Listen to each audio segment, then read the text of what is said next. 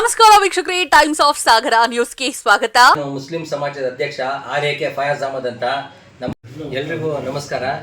ಇವತ್ತು ಜನ್ನತ್ಗಲ್ಲಿ ಜೈ ಭವಾನೀಶ್ವರಿ ಗಣಪತಿ ವಿಸರ್ಜನೆ ವೇಳೆಗೆ ಒಂದು ಘಟನೆ ನಡೆದಿದೆ ಅಂತ ನಮಗೆ ತಿಳಿದ ತಕ್ಷಣ ನಾವೆಲ್ಲರೂ ಸೇರಿ ಶಾಂತಿಯಿಂದ ಗಣಪತಿ ವಿಸರ್ಜನೆ ಆಗಲಿ ಅಂತೇಳಿ ನಾವು ಪೊಲೀಸ್ನವ್ರ ಜೊತೆಗೆ ಸೇರಿಕೊಂಡು ಏನೋ ಗಲಾಟೆ ಆಗ್ತಿದ್ದಂಗೆ ಇವತ್ತು ನೋಡ್ಕೊಂಡಿದ್ದೀವಿ.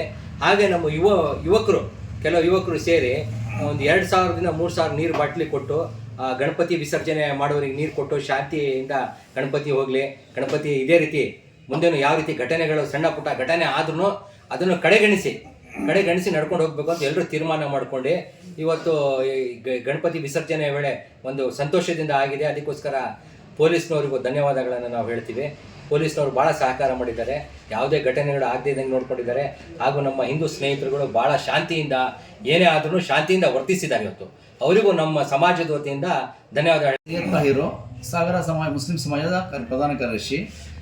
ನಾನಿವತ್ತು ಹೇಳೋಕ್ಕೆ ಇಷ್ಟಪಡ್ತೀನಿ ಅಂದರೆ, ವಾಟ್ಸಪ್ ಸೋಷಿಯಲ್ ಮೀಡಿಯಾದಲ್ಲಿ ಯಾವುದೊಂದು ವಿಡಿಯೋ ಬಂತು ನನಗೆ, ಅದದು ಒಂದು ಘಟನೆ. ಆ ಘಟನೆ ಮುಂದೆ ದಿವಸ ಆಗಬಾರ್ದು. ನಾವು ಸಾಗರದಲ್ಲಿ ಪ್ರೀತಿಯ ಎಲ್ಲರ ಅಣ್ಣ ತಮ್ಮನ ನಾವು ಬಾಳ್ತಾ ಇದ್ದೀವಿ. ನಮ್ಮ ಹಲವಾರು 2011 ಆಗಿ ಘಟನೆ ಅದು ನಾವು ಮರ್ತು ಬಿಟ್ಟಿದ್ದೀವಿ. ಏನಂದರೆ, ಈಗ ನಮ್ಮ ಸಮಾಜದ ವತಿಯಿಂದ ನಾವು ಖಂಡಿಸಿ ಯಾಕೆ ಮಾಡ್ತೀವಿ ಅಂದರೆ, ಘಟನೆಗೆ ಇವತ್ತು ನಾವು ತುಂಬ ನೊಂದಿದ್ದೀವಿ. ಎಲ್ಲ ಧರ್ಮ ಬೇರೆ ಬೇರೆ ಆಚರಣೆಗಳು ಬೇರೆ ಬೇರೆ ಇರ್ಬೋದು, ಅದರ ಎಲ್ಲ ಧರ್ಮಗಳಿಗೆ ನಾವು ಗೌರವಿಸ್ತೀವಿ. ಸಾಗರದಲ್ಲಿ ನಾವು ಅಣ್ಣ ತಮ್ಮ ಬಾಳ್ತಾ ಇದ್ದೀವಿ. ಹಾಗಾಗಿ ಈ ಒಂದು ಘಟನೆ ನಮಗೆ ತುಂಬ ನೋವಾಗಿದೆ. ಆಮೇಲೆ ನಮ್ಮ ಮುಸ್ಲಿಂ ಸಮಾಜದ ಬಾಂಧವರು 2,000-3,000 ಜನರಿಗೆ ನೀರಿನ ವ್ಯವಸ್ಥೆ ಮಾಡಿದ್ದಾರೆ. ಅದೊಂದು ನಮಗೆ ತುಂಬ ಶ್ಲಾಘನೀಯ. ಹಾಗೆ ಮಾಡಿದ್ದಾರೆ, ಅದು ನಮಗೂ ಖುಷಿಯಾಗಿದೆ. ಸೌಹಾರ್ದತೆಯರಿಗೆ ಎತ್ತಿ ತೋರಿಸ್ತಾ ಇದೆ.